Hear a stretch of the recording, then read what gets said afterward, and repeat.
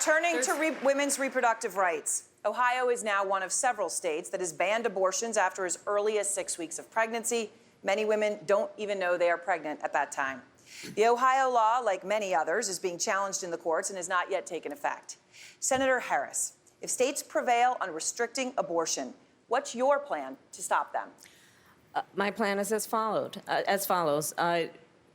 For any state that passes a law that violates the Constitution, and in particular Roe v. Wade, our Department of Justice will review that law to determine if it is compliant with Roe v. Wade and the Constitution, and if it is not, that law will not go into effect. That's called preclearance.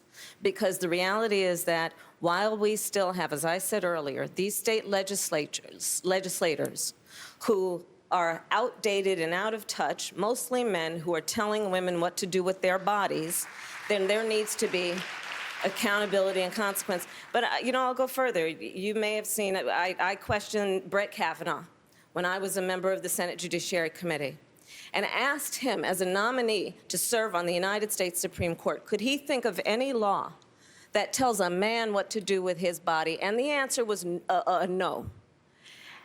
The reality of it is, this is still a fundamental issue of justice for women in America. Women have been given the responsibility to perpetuate the human species. Our bodies were created to do that. And it does not give any other person the right to tell a woman what to do with that body. It is her body, it is her right, it is her decision. Senator Harris, thank you. Senator Klobuchar, what would you do to stop states from prevailing? Your response. I would codify Roe v. Wade and make it the law of the land. But what I want to do right now is just say, what if Donald Trump was standing up here on the debate stage with me? You know what I would say to him? I said, you said you wanted to do this in your race for president. You actually said that you wanted to put women in jail. Then you tried to dial it back, and you said you wanted to put doctors in jail. That is exactly what the Alabama law is. It put doctors in jail for 99 years. You, Donald Trump, are not on the side of women. You are not on the side of people of this country when over 75% of people want to keep Roe v. Wade on the book, when over 90% of people want to make sure we have available contraception. You defunded Planned Parenthood. I would fund it again. Senator, thank you. Senator Booker, if states prevail on restricting abortion, how would you stop them? Please respond. Well, first of all, let's be clear about these laws we see from Alabama to Ohio. They're not just attacks on one of the most sacrosanct ideals in our country, liberty, the ability to control your own body. But they're particularly another example of people trying to punish, trying to penalize, trying to criminalize poverty. Because this is disproportionately affecting low-income women in this country, people in rural areas in this country. It is an assault on the most fundamental ideal that human beings should control their own body. And so the way, as President of the United States, I'm going to deal with this is, first of all, elevating it like we have with other national crises to a White House level position. And I will create the Office of Reproductive Freedom and Reproductive Rights in the White House and make sure that we begin to fight back on a systematic attempt that's gone on for decades to undermine Roe v. Wade. I will fight to codify it, and I will also make sure that we fight as this country to repeal the Hyde Amendment so that we are leading the planet Earth in defending the global assault we see on women right now. Congresswoman Gabbard, your response. This is often one of the most difficult decisions that a woman will ever have to make, and it's unfortunate to see how in this country it has for so long been used as a divisive political weapon. I agree with Hillary Clinton on one thing, disagree with her on many others, but when she said abortion should be safe, legal, and rare, I think she's correct. We see how the consequences of laws that you're referring to can often lead to a dangerous place, as we've seen them as they're passed in other countries, where a woman who has a miscarriage past that 6 weeks could be imprisoned because abortion would be illegal at that point.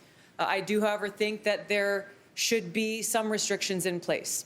I support codifying Roe v. Wade while making sure that during the third trimester, abortion is not an option unless the life or severe health consequences of a woman are at risk. Thank you very much. The Supreme Court is currently made up of 5 Republican-appointed justices and 4 appointed by Democrats.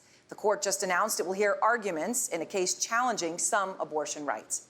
Vice President Biden, the Constitution does not specify the number of justices that serve on the Supreme Court. If Roe v. Wade is overturned on your watch and you can't pass legislation in Congress, would you seek to add justices to the Supreme Court to protect women's reproductive rights? I would not get into court packing. We had 3 justices. Next time around, we lose control. They had 3 justices. We began to lose any credibility for the court has at all. I want to point out that the justices I've supported, when I defeated Robert Bork, and I say when I defeated Robert Bork, I made sure we guaranteed a woman's right to choose for a better part of a generation. I would make sure that we move and insist that we codify Roe v. Wade. The public is already there. Things have changed. And I would go out and I would campaign against those people in the state of Ohio, Alabama, et cetera, who in fact are throwing up this barrier. Reproductive rights are a constitutional right. And in fact, every woman should have that right. And so I would not pack the court. What I would do is make sure that the people that I recommended for the court, from Ruth Bader Ginsburg to Elena Kagan, who used to work for me, to others, that they in fact support the right of privacy, on which the entire notion of a woman's right to choose is based. And that's what I would do. No one would get on the court. And by the way, if in fact at the end of this, beginning next year, if in fact one of the justices steps down, God forbid, in fact, I would make sure that we would do exactly what McConnell did last time out. We would not allow any hearing to be held Thank you, Mr. for a Vice new President. justice. Mayor Buttigieg, you have discussed expanding the court from 9 to 15 justices. What's your response to the Vice President? That's right. When I proposed reforming the Supreme Court, some folks said that was too bold to even contemplate. Now, I'm not talking about packing the court just with people who agree with me, although I certainly will appoint people who share my values. For example, the idea that women's reproductive freedom is an American right. What I'm talking about is reforms that will depoliticize the court. We can't go on like this, where every single time there is a vacancy, we have this apocalyptic ideological firefight over what to do next. Now, one way to fix this would be to have a 15-member court where 5 of the members can only be appointed by unanimous agreement of the other 10.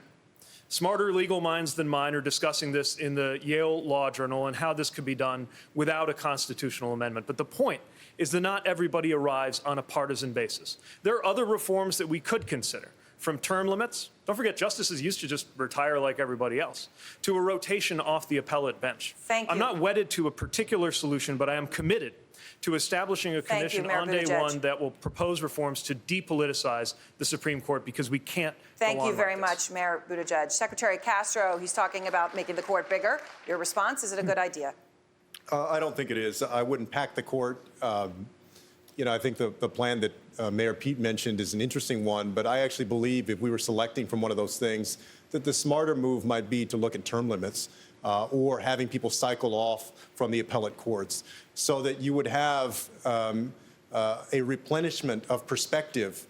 I would also make sure that I appoint as president people who respect the precedent of Roe versus Wade, that we codify Roe versus Wade, and that we do away with things like the Hyde Amendment, because you shouldn't only be able to have reproductive freedom if you have money.